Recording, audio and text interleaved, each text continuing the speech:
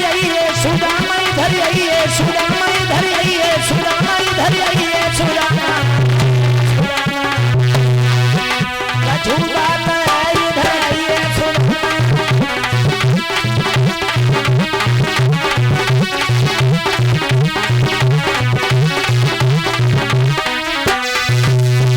आज मेरे भैया सुदामा को पास गुरमैया ने बुलाया और गुरुमाता ने बुलाकर के 2 मुट्ठी चना दिए हैं। कहा श्याम एक मुट्ठी कन्हैया को दे देना और 1 मुट्ठी सुदामा तुम चब लेना। और ये चना लेकर के बांध करके सुदामा चल दिए। आज धीरे धीरे चल करके जंगल में पहुंचे। जब भयानक जंगल में पहुंचे हैं मेरे प्रेमी भक्तों, सुदामा ने जवाब दिया कन्हैया हम कभी वृक्ष पर नहीं चढ़े हैं और तुम वृक्ष पे चढ़ के लकड़ी तोड़ते रहना, हम गट्टा बनाते रहेंगे।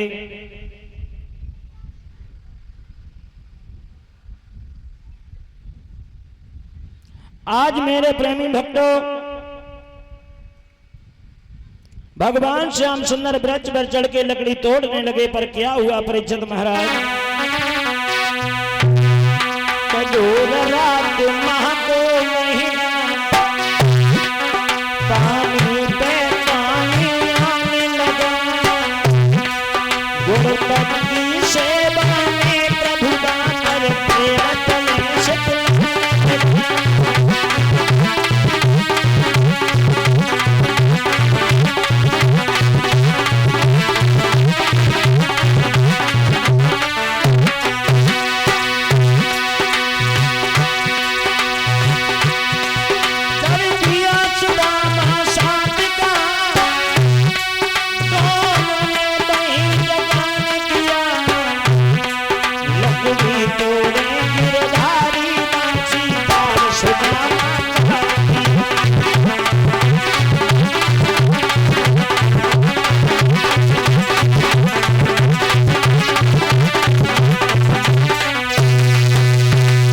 आज मेरे भैया कन्हैया वृक्ष पर चढ़ के लकड़ी तोड़ने के लिए जैसे ही लकड़ी तोड़ रहे हैं पर वहां अचानक इतने बादल आ गए, बिजली तड़पने लगी है, रिमझिम फुहार पड़ने लगी है।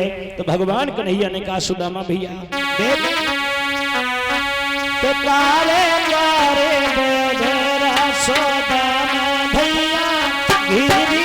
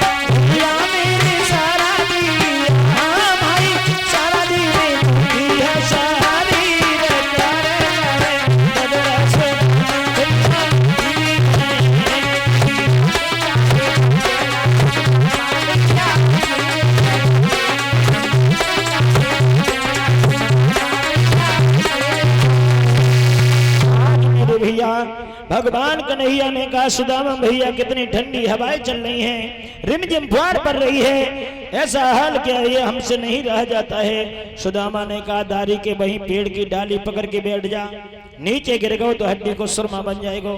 आज भगवान कन्हैया तो वृक्ष पर बैठ जाते हैं। सुदामा ने देखा इससे बढ़िया मुझे मौका नहीं मिलेगा।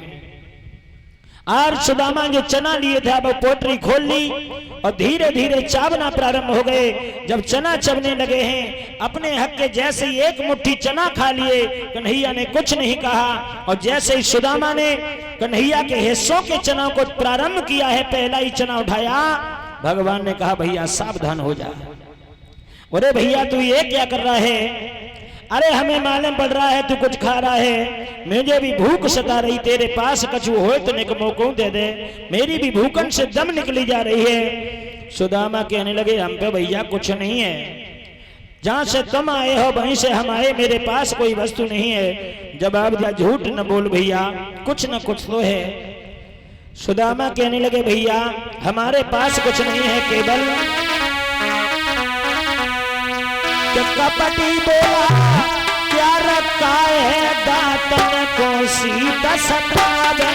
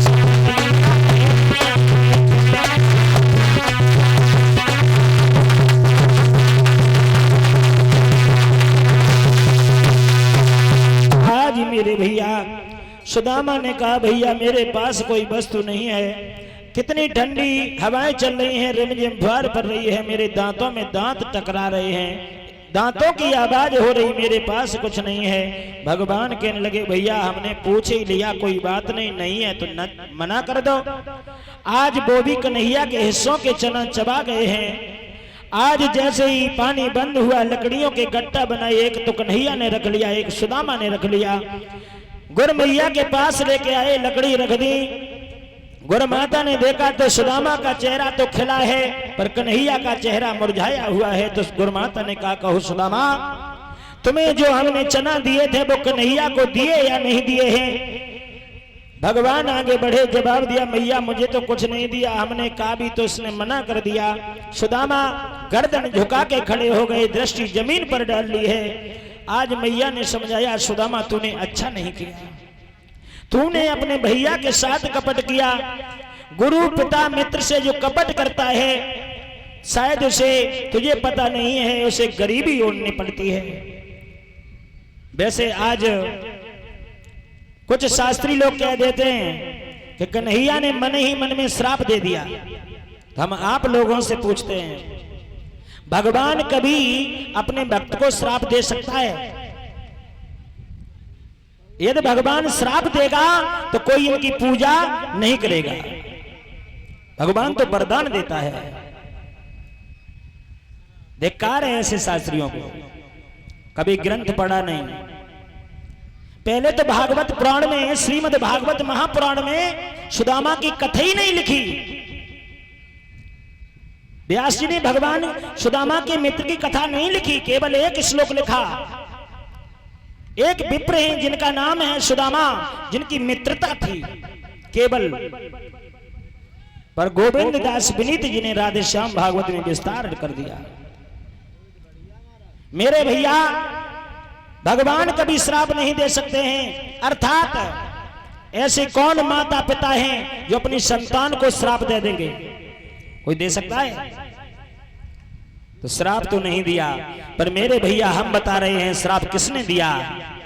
श्राप ना तो गुरुमाता ने दिया न कन्हैया ने दिया, श्राप तो उन चनाव में लगा हुआ था। सुदामा जान गए कि इन चनाव में श्राप लगा है। हम गरीब हो जाए कोई बात नहीं, यदि मैंने चना कन्हैया को दे दिए, कन्हैया गरीब हो गए तो मेरी मित्रता में कलंक लग जाएगा। चनाव में श्राप था। तो सुदामा ने वो सारा भार अपने ऊपर ले लिया। गुरु माता ने जवाब दिया, क्यों? तुलसीदास पुष्टि करते हैं कि गुरु संग कपट मित्र सन चोरी, और क्या होए निर्धन क्या होए चोरी।